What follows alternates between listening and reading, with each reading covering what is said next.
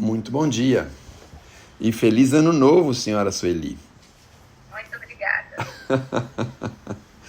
Bom, a gente vai falar da coragem da fé. Tenho a impressão que Jesus aqui está mostrando para a gente a necessidade que nós temos de sermos fortes em determinadas circunstâncias. E aí eu estou tentando achar um paralelo aqui, está um pouco difícil, né? Mas aí eu fiquei pensando naqueles lutadores de Kung Fu. São aqueles japonesinhos fraquinhos, né? Você olha assim, magrinho, tudo, né? Mas que são capazes de promover um estrago, não é? Porque eles têm aquela força, aquela coisa, agilidade, aquela coisa toda. Então, no aspecto da fé, como nós somos cristãos, nós precisamos trabalhar, estudar, desenvolver o Cristo em nós, de forma que a gente possa ter essa agilidade, ter essa força diante do Evangelho. Porque é muito complicado a gente ser pego de surpresa numa curva ou numa dificuldade e a gente não ter argumentos do Evangelho para oferecer. Então, o que eu penso na coragem da fé é que a gente tenha principalmente coragem para que a gente possa estudar o Evangelho. Isso é uma coragem que falta muitas vezes na gente. Nós temos hoje tantas coisas ao nosso redor, temos tantas formas de distração, temos tantas coisas, e muitas vezes a gente deixa a desejar. E aí nós vamos nos deparar com situações pelas quais são até simples, e a gente muitas vezes não tem assim como resolver aquilo ou como explicar aquilo diante do Evangelho. Então nós precisamos entender que o Evangelho é justamente para ser fortalecido em nós. E essa fortaleza é que vai nos dar cada vez mais coragem. Porque quando nós temos um bom entendimento, um bom discernimento do Evangelho, a gente sabe que muitas vezes a gente pode até renunciar a uma ou outra conversa ou discussão, mas a gente sabe que caminhos tomar, que direções seguir. Agora, quando a gente está enfraquecido na fé, o que acontece? Muitos argumentos são capazes de levar a gente para diretrizes inseguras, para situações inseguras. Uma coisa que a gente tem começado a perceber é que existe todo um estudo, todo um movimento de pessoas muito estudiosas que tem aquela ideia de transformar o pensamento das pessoas. A gente vê na mídia, por exemplo, uma situação dessa. A gente vê, por exemplo, nas novelas, no dia a dia da mídia, coisas assim, que é para transformar a pessoa. Veja, por exemplo, as empresas que vendem ou que fazem, por exemplo, essas propagandas. Então, as propagandas são feitas de uma forma a convencer a pessoa a comprar um produto. Então, vejam quanto que eles estudam para chegar a esse ponto. É claro que nós não temos necessidade de convencer ninguém na marra a ser cristãos, mas a gente também não pode renunciar à nossa fé.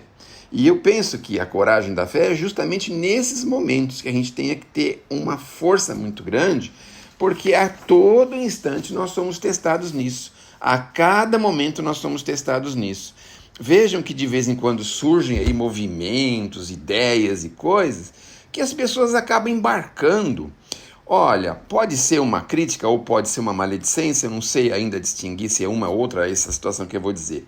Mas eu me lembro, há alguns anos atrás, que existia um movimento para que as pessoas aprendessem a língua inglesa. Eu cheguei até a ver na própria federação um curso de língua inglesa. Eu fiquei pensando, falei, meu Deus do céu, um curso de língua inglesa na federação? Ah, tá bom, é na área social. Se é na área social, é uma coisa, porque na área social vamos capacitar as pessoas para o mercado de trabalho, para o seu desenvolvimento, não é? Mas eu penso que isso era um movimento que acabou envolvendo as pessoas de tal forma que eles acreditavam que esse era o caminho de ensinar a língua inglesa dentro da casa religiosa, pelo amor de Deus. Então, eu vejo, não é que isso seja ruim, não é que seja ruim, mas eu fico pensando nessa questão da fé. O que é mais importante dentro da casa religiosa? Pelo amor de Deus, não é? Não é o desenvolvimento, a aplicação dos ensinos de Jesus? Então nós temos que ter isso muito forte, porque não raras vezes a gente recebe esse tipo de situações. Vejam a preocupação do Kardec, veja a preocupação do Dr. Arilex quando falou da pureza doutrinária. Veja a preocupação de alguns irmãos nossos, espíritas mesmo, estudiosos, para que a gente não desvirtue as nossas diretrizes, os nossos caminhos, as nossas direções. Então é isso que talvez seja, esse curso que Jesus mostra para a gente, de nós fortalecermos a nossa fé. Porque do contrário a gente fica assim meio que um barco à deriva e qualquer vento que sopra a gente vai para a direção que o vento está soprando. Então nós temos que tomar mesmo esse grande cuidado. Bom, em cima disso a gente também tem aquelas coisas de interpretações também que são exageradas, né? Então de vez em quando a gente interpreta alguma coisa de forma exagerada, não tem a ponderação cristã que nós deveríamos ter. Isso também é um grande problema, uma grande situação complicada que nós precisamos ter. Mas resumindo, todos nós não podemos parar de estudar o Evangelho, estudar as lições do Cristo. Nós não podemos fazer isso. Vejam, até as grandes casas que nós louvamos, agradecemos pela sua existência, muitas vezes entram em diretrizes que nos deixam meio inseguros. Imaginem a gente, que somos pessoas pequenininhas, que somos pessoas humildes, pessoas simples, pessoas que estão aí ainda aprendendo, que têm uma limitação de aprendizado, como isso pode ser complicado para a gente. Então ele diz para a gente o seguinte, que no Espiritismo nós também temos que ter essa força, não é? A gente combate um problema que se chama proselitismo. Todo mundo já deve ter ouvido falar isso, que é aquela ideia de que todo mundo tem que ser espírita. Não é esse o ponto. Nós não temos essa ideia, não temos essa pretensão, até porque Kardec deixou isso muito claro, que a doutrina espírita não era para todo mundo, em todo momento, a toda hora. Não é ser a religião dominante, não é isso que vai acontecer. Mas por conta disso, muitas vezes, a gente dá o pé para trás, a gente renega a nossa fé.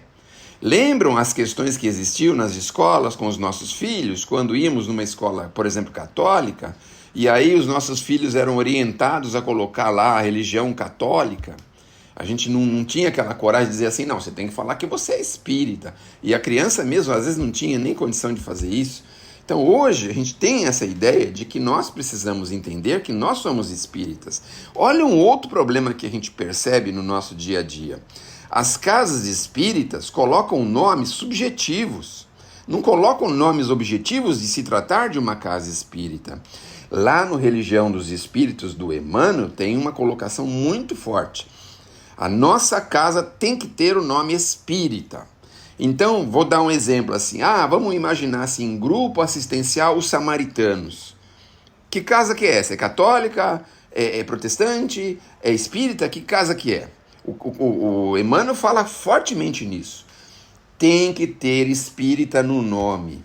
Já começa daí o grande problema que a gente enfrenta. Por que a gente coloca esses nomes subjetivos?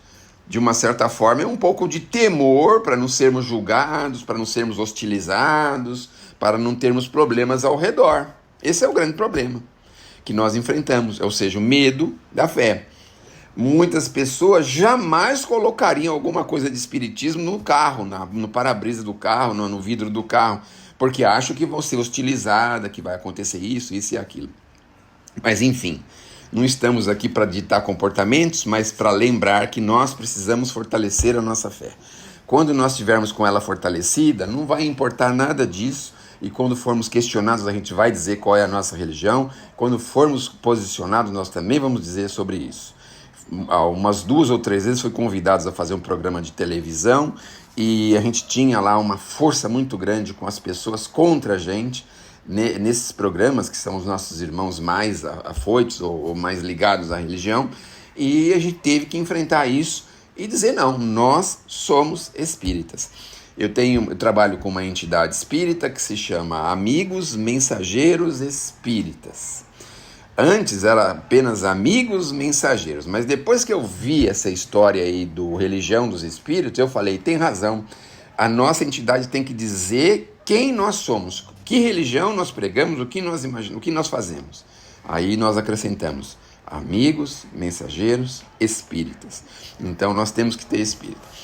Eu não sei se nessa encarnação, mas na próxima encarnação eu vou pedir para minha mãe colocar no meu nome assim, Sérgio Tadeu Espírita. Aí tiro o Diniz e fica o espírito. Se vê que não dá para fazer isso, criança, que a gente ainda não tem uma definição muito certa, né?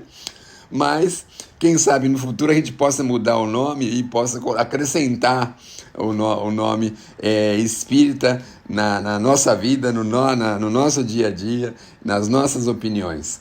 Que Deus nos abençoe e que Jesus nos ilumine. Olha, isso são só opiniões, tá bom? Não levem a mal, tá?